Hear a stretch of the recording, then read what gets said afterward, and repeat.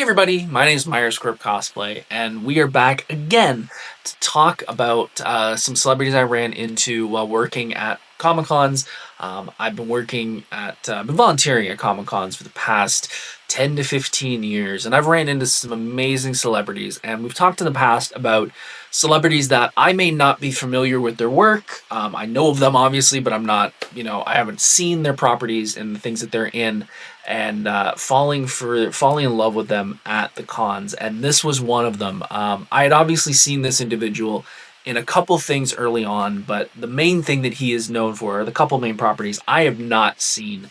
And that person, if you've read the thumbnail or read the title, that is Giancarlo Esposito. I am not a TV person.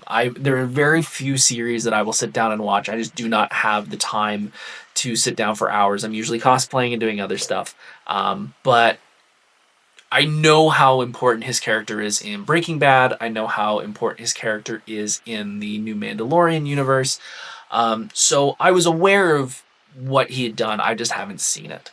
And I was put on Peter's line because he was getting very busy. When we start a convention, we kind of have an idea of what celebrities are going to be very busy, what celebrities are going to be not as busy.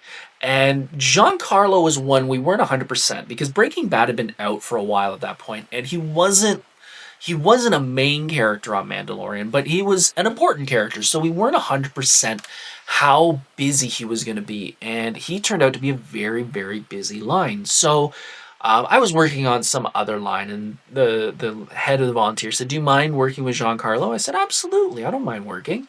So I went over and I started working his line, and I realized very early on this is one of the celebrities, and we've talked about it in the past with a couple other ones, that really cares about his fans. Like, really, really cares about the time and money that fans are putting in to meet him.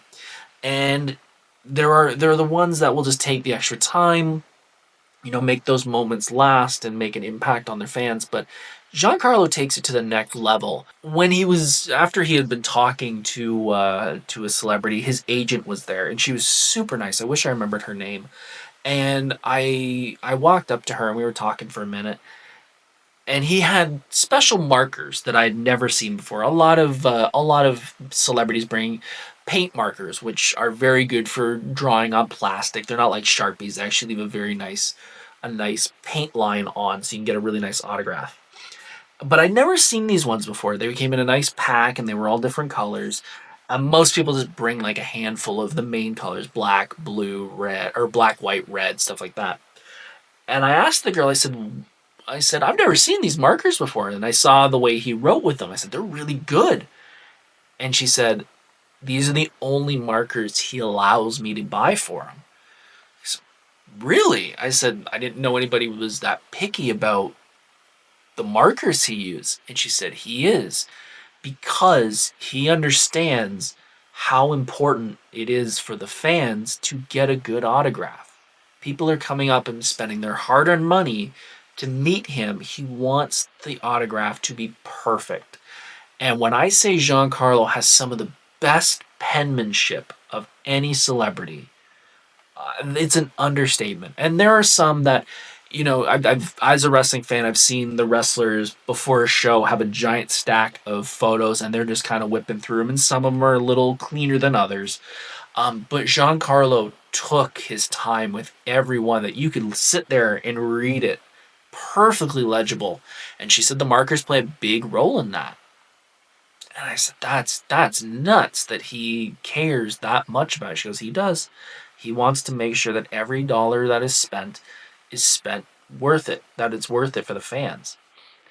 And he went the extra mile with that, with the one fan that came up, and I cannot remember his character from The Mandalorian. I'll throw a photo up here. But they came up with his helmet from the show. And Giancarlo was so nice with him.